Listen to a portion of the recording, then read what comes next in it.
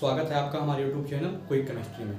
मैं सचिन वर्मा आपका स्वागत करता हूं अपने इस वीडियो में। इस वीडियो में हम बात करने वाले हैं विलयन व वैद्य रसायन के कुछ महत्वपूर्ण कॉन्सेप्ट्स और क्वेश्चंस के बारे में, जो आपके बोर्ड परीक्षा 2023 में आने की जिनकी पूर्ण संभावना है।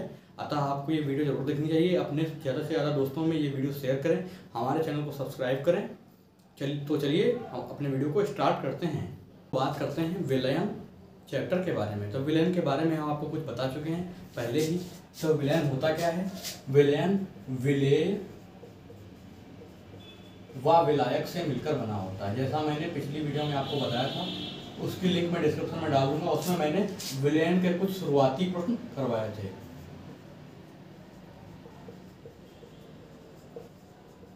उसको आप देख सकते हैं हमारे डिस्क्रिप्शन बॉक्स से। तो हमने जैसे पिछली वीडियो में बताया था कि विलय क्या होता है। विलय वो होता है जिसकी मात्रा विलयन में कम होती है। जैसे मैंने एक ग्लास ले लिया, मैंने ग्लास में लगभग 20 ml पानी भर लिया। उसमें मैंने 2 ग्राम चीनी डाल दी और अपना एक शरबत बना लिया।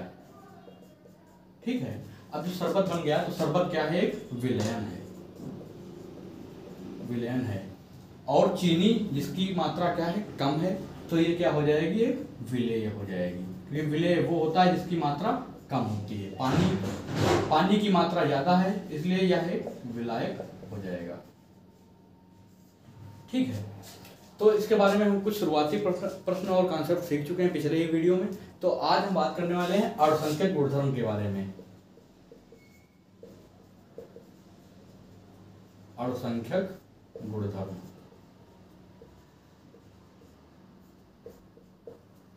तो अणुसंख्यक गुणधर्म होते क्या हैं?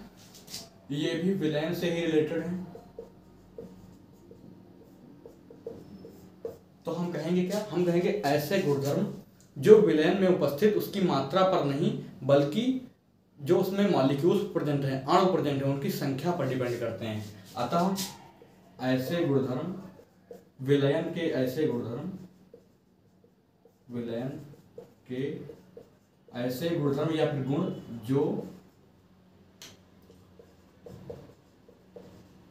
विलेय में उपस्थित अणुओं की संख्या पर निर्भर करते हैं।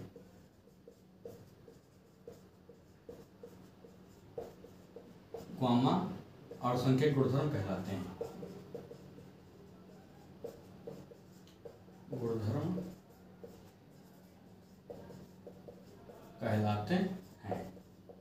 ये होते क्या हैं? ये होते हैं 4 प्रकार के।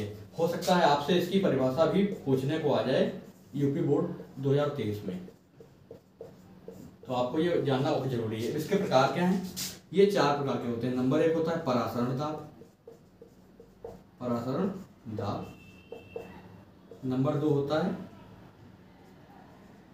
क्वथनांक में उन्नयन।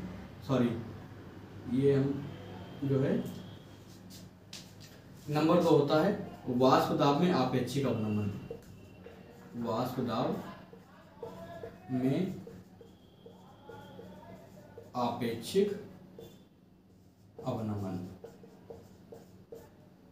नंबर 3 होता है क्वथनांक में उन्नयन। नंबर 4 होता है हिमांक में अवनमन। तो ये 4 क्या हैं? अणुसंख्यक गुणधर्म है। अणुसंख्यक गुणधर्म जो क्या होते हैं? विलयन पर डिपेंड करते हैं। इसी के बारे में बहुत सारे क्वेश्चन पूछे गए हैं पिछले सालों में। इसी से रिलेटेड हम लोग कुछ न्यूमेरिकल्स और कॉन्सेप्ट सीखेंगे। इसका आप चाहें तो स्क्रीनशॉट भी ले सकते हैं। हमारा पहला गुणधर्म है परासरण दाब। परासरण दाब के बारे में डिटेल जानकारी तो हम यहाँ पर नहीं दे सकते हैं, क्योंकि अब टाइम बहुत कम बचा है और आपको बहुत सारी चीज़ें कवर करनी है। इसलिए परासरण दाब के बारे में थोड़ी सी वन शॉट जानकारी देंगे जिससे आपका पेपर सॉल्व हो सके। तो परासरण दाब होता क्या है, जैसे हमारी गैस समीकरण होती है, गैस समीकरण के बारे में आप लोग जानते ही होंगे कि क्या होती है, PV बराबर NRT, ठीक है। उसी प्रकार जो परासरण दाब है इसका फार्मूला भी सेम होता है, PV बराबर NRT, जहां P बराबर परासरण दाब है, परासरण दाब है। तो अल्टीमेटली यहां से फार्मूला क्या आएगा, P V गुणे में नीचे आएगा बटे में, तो इसका फार्मूला हो जाएगा P बराबर NRT अपान V। अब यहाँ पर सबके सिग्निफिकेंस में बता देता हूँ। N क्या है, N है विलेय के मोलों की संख्या, विलेय के मोलों की संख्या। R क्या है, R है गैस नियतांक, गैस नियतांक। T क्या है, T है ताप। V क्या है, विलयन का आयतन, विलयन का आयतन। अब P तो मैंने पहले ही बताया कि P क्या है, परासरण दाब है। तो यहाँ से सीधे सीधे आपसे फार्मूला लगा के सवाल भी पूछ सकता है। तो जैसे मैं एक हाइपोथेटिकल सवाल ले रहा हूँ, उस विलयन का परासरण दाब ज्ञात करो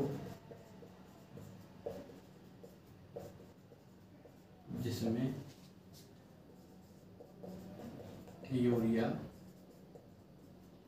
के 60 ग्राम 1 लीटर विलयन में घुले हों। तो करेंगे क्या, इसका मान लीजिए हमें आंसर निकालना है, तो हमें सीधा सा पहला वाला फार्मूला लगा देना है, PV बराबर NRT। हमें निकालना क्या है, P, तो P बराबर हो जाएगा NRT बाई V। अब यहाँ से क्या कह रहा है, यूरिया के 60 ग्राम है, मतलब यूरिया का भार कितना है, बराबर 60 ग्राम। हमें निकालना क्या है, यूरिया के मोल निकालने हैं। तो मोल बराबर फार्मूला क्या होता है, भार बटे अणुभार। भार क्या है 60। अब हमें यूरिया का अणुभार निकालना है। तो यूरिया का फार्मूला सबसे पहले आप लोगों को पता होना चाहिए कि फार्मूला क्या होता है, NH2CO NH2। अब यहां से अगर हम अणुभार निकालें तो एक नाइट्रोजन का हो जाएगा 14, 2 हाइड्रोजन का 2, कार्बन का 12, ऑक्सीजन का 16, नाइट्रोजन का 14, हाइड्रोजन के 2 के 2। अगर इसको हम जोड़ दें तो 16 14 30, 30 14 44, 44 12 56 4 60। तो इसका अणुभार कितना आ गया, 60। तो 60 बटे 60 क्या हो जाएगा, 1।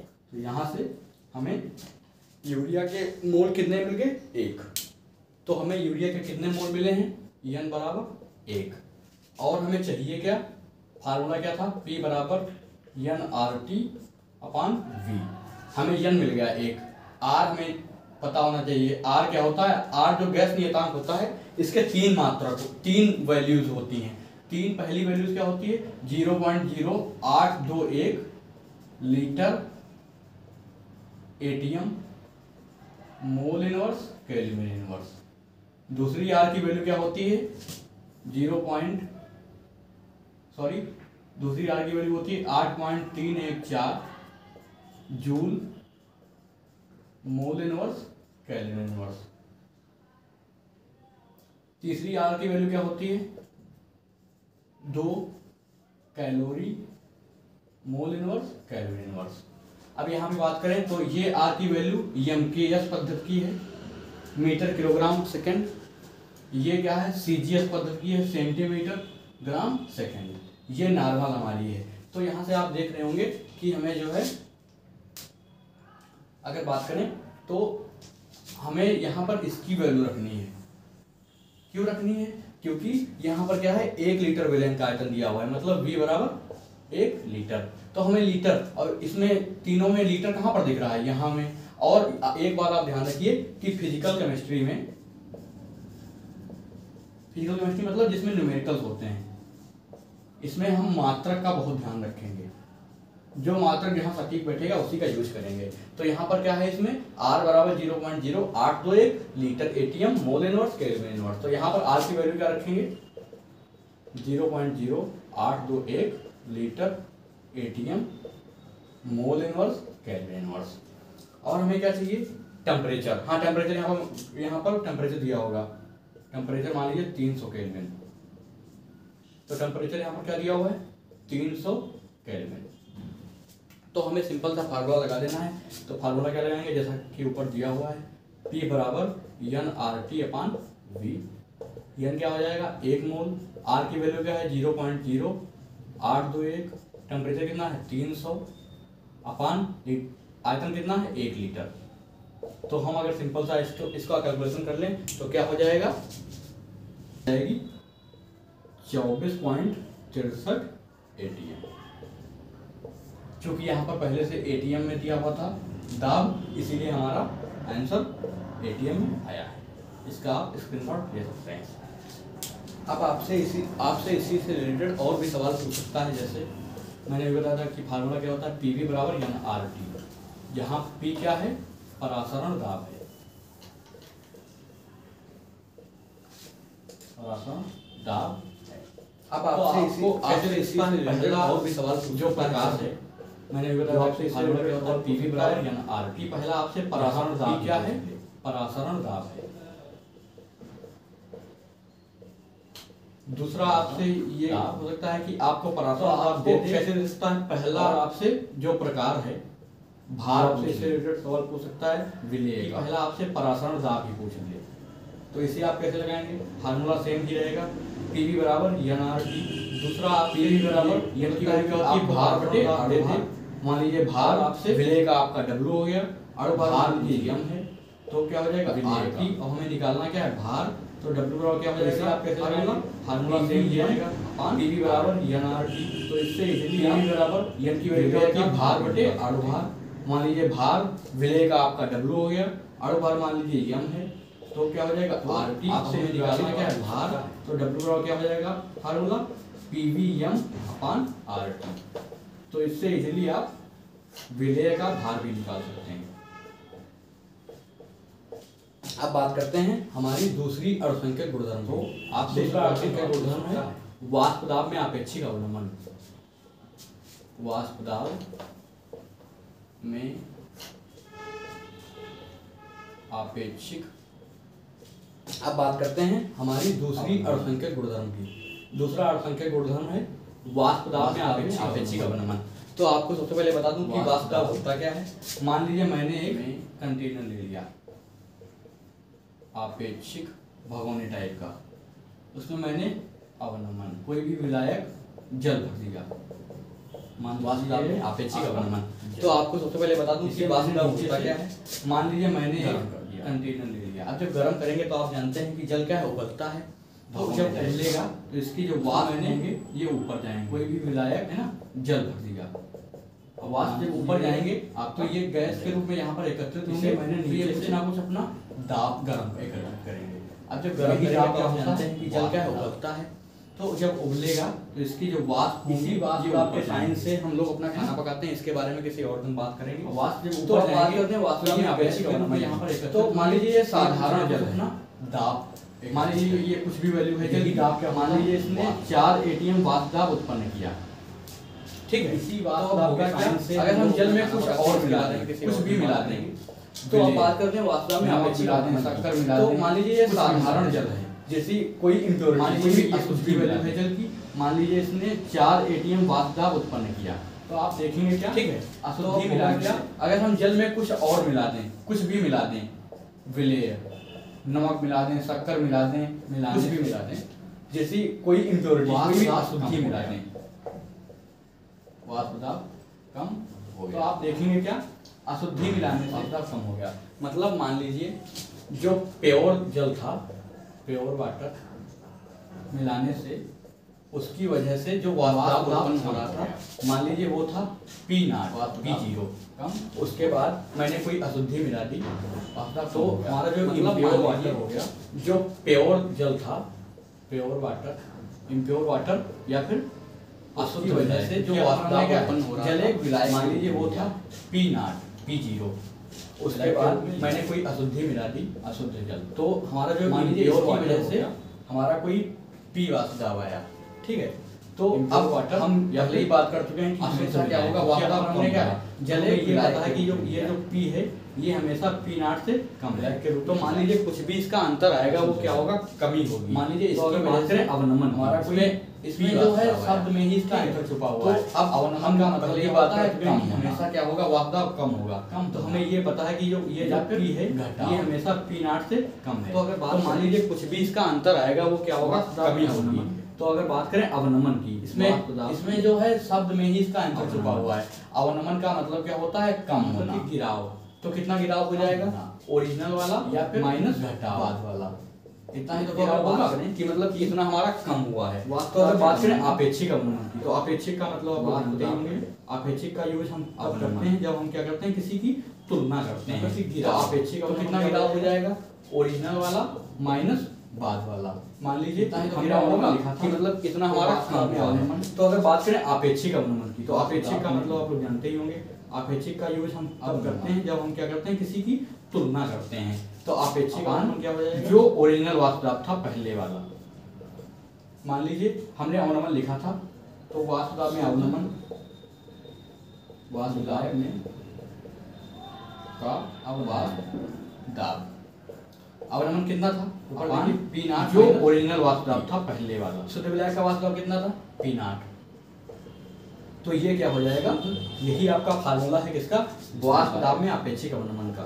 तो क्या हो जाएगा, वाष्प दाब अवनमन कितना था, ऊपर देखिए P0 माइनस P, शुद्ध विलायक का वाष्प कितना था, P0 अवनमन। तो ये क्या हो जाएगा, फार्मूला क्या होगा, यही आपका फार्मूला है किसका, वाष्प दाब में आपेक्षिक अवनमन का। तो क्या हो जाएगा, अब अगर इसको थोड़ा सा और जोड़ दें तो ये बराबर किसके होता है, वाष्प में आपेक्षिक अवनमन, विलेय के मोल प्रभाज, विलेय के अवनमन बराबर फार्मूला क्या होगा, प्रभाज P0 माइनस V अपान P फार्मूला।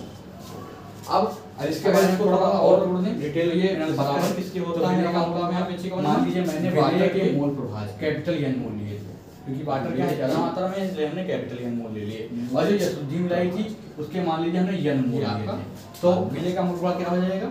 और इसके बारे में थोड़ा और डिटेल एनालिसिस करें तो विलेय का मोल प्रभाव, विलेय मान लीजिए मैंने वाटर के ओवरऑल फार्मूला क्या आ गया आपका, क्योंकि वाटर क्या है ज्यादा मात्रा में, इसलिए हमने कैपिटल N मोल लिए, और जो अशुद्धि मिलाई थी उसके मान लीजिए हमने N मोल लिए, तो विलेय का मोल प्रभाव क्या हो जाएगा, ये विलेय के मोल वाष्प में आपेक्षिक अपान टोटल मोल, अगर आप विलेय मिलाएं तो आप बॉक्स में, तो ओवरऑल फार्मूला क्या आ गया आपका, P0 माइनस, इसका आप स्क्रीनशॉट भी ले सकते हैं, बराबर N अपान।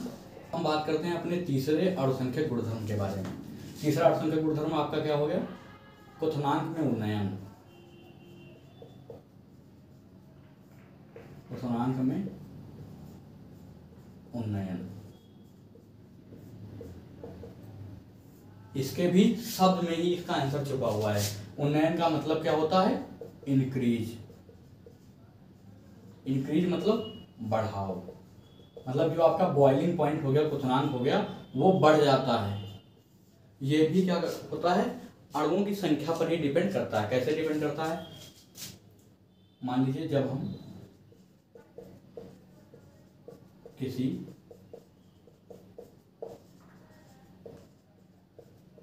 शुद्ध विलायक में कोई विलेय घोलते हैं तब होता क्या है, मैंने अभी पिछले में ही आपको बताया था कि वाष्प दाब हमेशा घटता है, वाष्प दाब क्या है आपका हमेशा घटता है, जिससे होता क्या है, क्वथनांक हमेशा बढ़ जाता है, क्वथनांक बढ़ जाता है। वह जो आपका हिमांक होता है, जिसे आप फ्रीजिंग पॉइंट कहते हैं, वो भी आपका घट जाता है। ये तीनों क्या हैं, आपके अणुओं की संख्या पर डिपेंड करती हैं, इसीलिए इसको हम कहते क्या हैं, अणुसंख्यक गुणधर्म कहते हैं। तो अब ये कैसे बढ़ेगा, तो अगर बात करें, मान लीजिए कोई प्योर सॉल्वेंट है, मतलब कि शुद्ध विलायक है, शुद्ध पानी जिसमें हमने पहले से कुछ मिलाया नहीं है। मान लीजिए शुद्ध पानी का आपका बॉइलिंग पॉइंट अर्थात क्वथनांक क्या हो गया, T0 हो गया। ये क्या है, क्वथनांक है किसका, शुद्ध विलायक का। मान लीजिए कोई भी आपका नॉर्मल पानी है, उसका मान लीजिए T0 हो गया आपका क्वथनांक।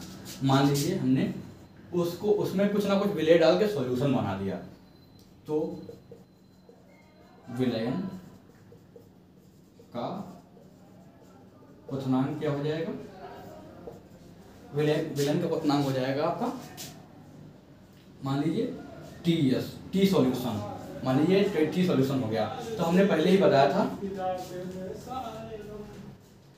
तो आपका मान लीजिए कि विलयन क्वथनांक हो गया TS। तो मैंने अभी पहले ही आपको बताया था कि क्वथनांक हमेशा क्या होता है, बढ़ जाता है। तो मान लीजिए अब बढ़ने को कहते हैं क्या हिंदी में, उन्नयन। तो मान लीजिए क्वथनांक में विलयन उन्नयन कितना हुआ, क्वथनांक में उन्नयन।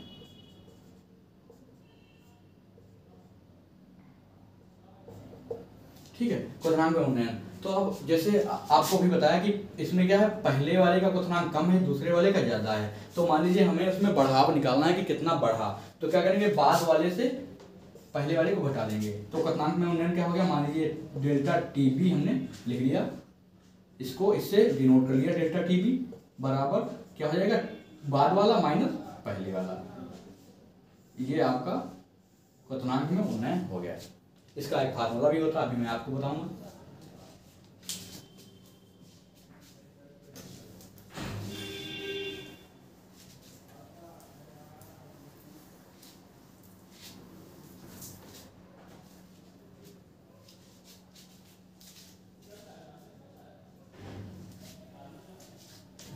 तो क्वथनांक में उन्नयन कितना आया था, डेल्टा TB बराबर TS माइनस T0।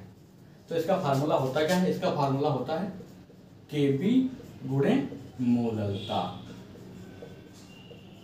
मोललता। ये इसका फार्मूला होता है क्वथनांक में उन्नयन का, जहां KB क्या है, KB एक स्थिरांक है जो आपको पेपर में दिया होगा। इससे रिलेटेड मैं एक सवाल लिख लेता हूँ। है लिखा क्या है, लिखा एक पात्र में 18 ग्राम ग्लूकोज 1 किलोग्राम जल में मिलाया गया, तब विलयन का क्वथनांक ज्ञात करो यदि KB की वैल्यू क्या है, 0.52 केल्विन किलोग्राम मोल इनवर्स है। ये KB की वैल्यू आपको एग्जाम में दी हुई होगी। तो अब करेंगे क्या, हमें क्या करना है, विलयन का क्वथनांक निकालना है। मतलब ये कोई जल था, पात्र था, इसमें मान लीजिए हमने 1 किलोग्राम जल मिला दिया, बाद में इसमें 18 ग्राम ग्लूकोज मिला दिया। तो पूछ रहा है सवाल में कि मिलाने के बाद जो टोटल सॉल्यूशन बना, इसका क्वथनांक बताइए। तो कैसे बताएंगे हम लोग, बहुत ही इजी है। कैसे करेंगे, इसके लिए हम क्या करेंगे, सबसे पहले क्वथनांक में उन्नयन निकालेंगे कि मान लीजिए पहले जल का कितना था, उसके बाद कितना इसमें बढ़ाव हुआ, उसके बाद हम रिलेट करके निकाल लेंगे। तो सबसे पहले तो आपको बता दूं कि डेल्टा TB जैसे कि ऊपर लिखा हुआ है का फार्मूला क्या होता है, TS माइनस T0 बराबर KB इंटू मोललता, मतलब स्मॉल m। ये आपका हो गया। तो फिर TS क्या है, सॉल्यूशन का, जो हमें, ये क्या है, विलयन का क्वथनांक है, जो हमें बोल रहा है कि ये निकालना है हमको, मतलब TS निकालना है। T0 मतलब प्योर जल का, प्योर जल का आप जानते हैं कितना होता है, 100 डिग्री C। तो TS माइनस 100 बराबर KB इंटू m। यहाँ से हमको TS की वैल्यू निकालनी है। मान लीजिए ये आपका समीकरण 1 हो गया। TS हमको निकालना है, तो सबसे पहले हमको ये निकालना पड़ेगा। तो इसकी वैल्यू क्या हो जाएगी, KB की वैल्यू दी हुई है 0.52। अब हमें निकालना है मोललता। मोललता कैसे निकलेगी, विलय के मोल अपान विलायक का भार, वो भी किसमें, किलोग्राम में। ठीक है, तो अब हम निकालेंगे कैसे विलेय के मोल। जैसे बोल रहा है 18 ग्राम ग्लूकोज, भार कितना दिया है 18 ग्राम। अब मान लीजिए इसके हमें निकालना है मोल, तो हम जानते हैं कि मोल का सूत्र क्या होता है, भार बटे अणुभार। भार बटे अणुभार किसका, ग्लूकोज का। भार कितना है 18 ग्राम। अणुभार अगर निकालें हम ग्लूकोज का फार्मूला क्या होता है C6H12O6, तो इसका आ जाएगा 180। आप लोग खुद निकाल लीजिएगा 180। तो ओवरऑल अगर एन की वैल्यू देखें तो कितनी आ गई 18.180, 1/10 बराबर 0.1। तो ये आपका क्या आ गया, मोल आ गए, बराबर 0.52 इंटू मोल कितने हो गए 0.1।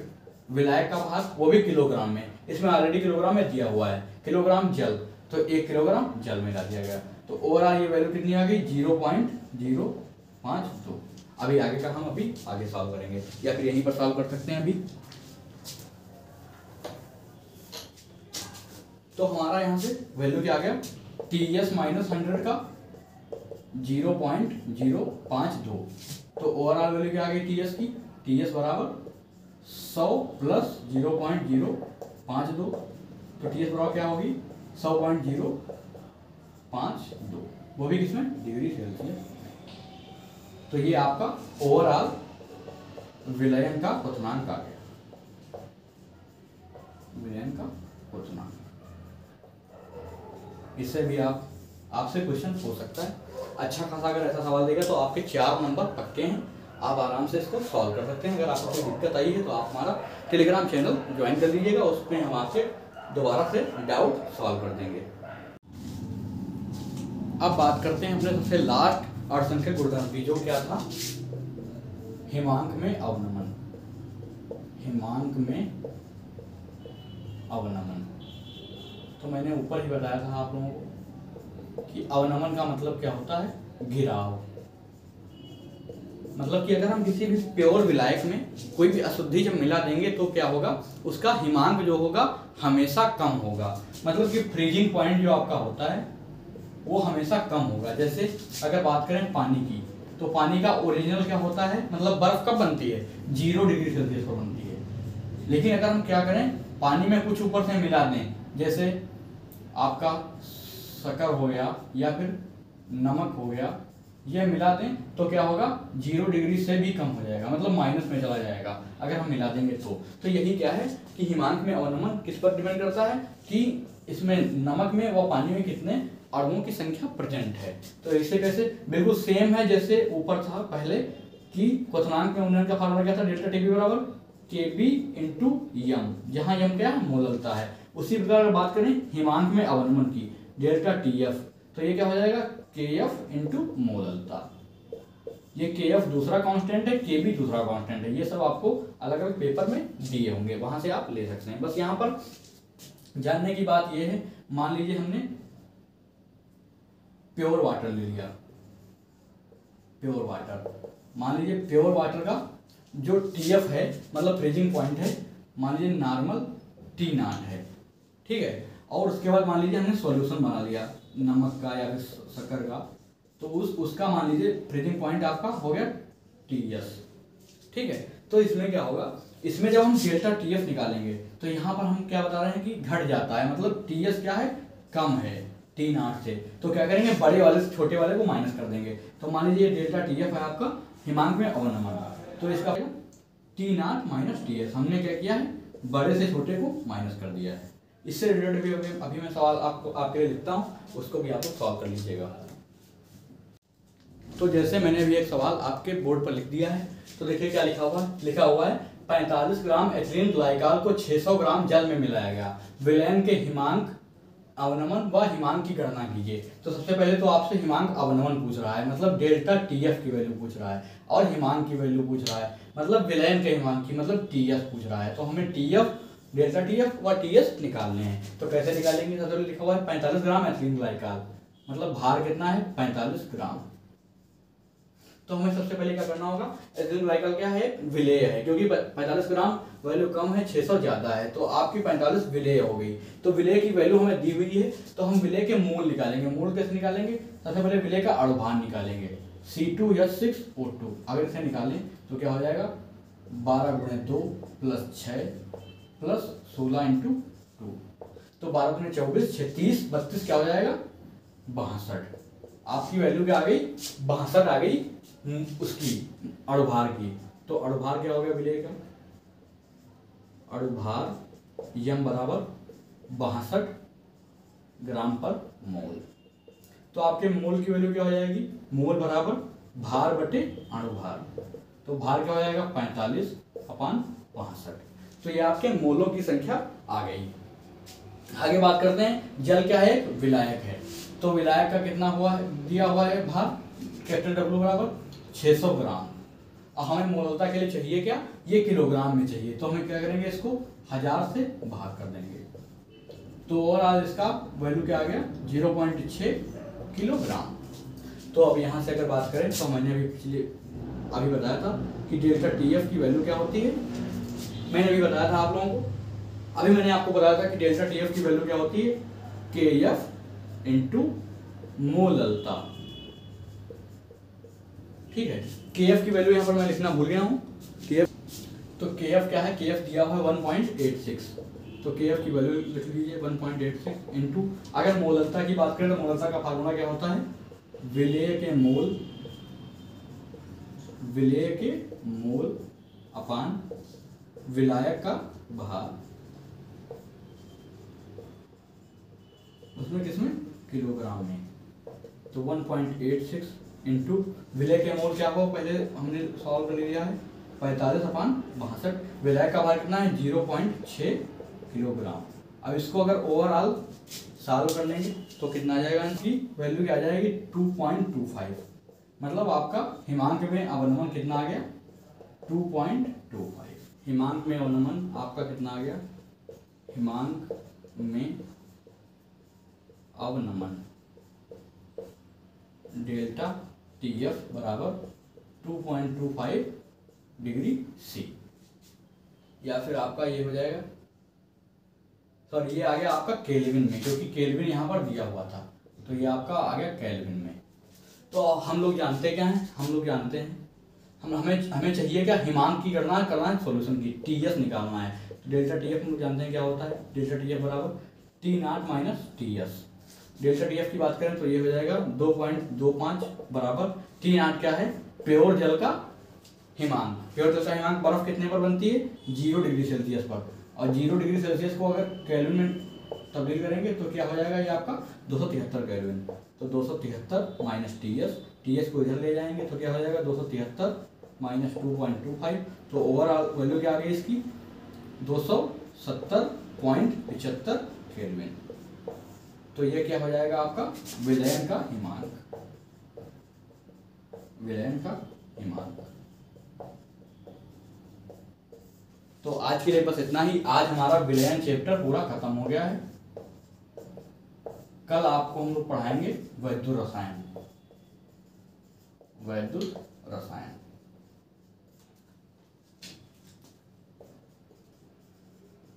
Thank you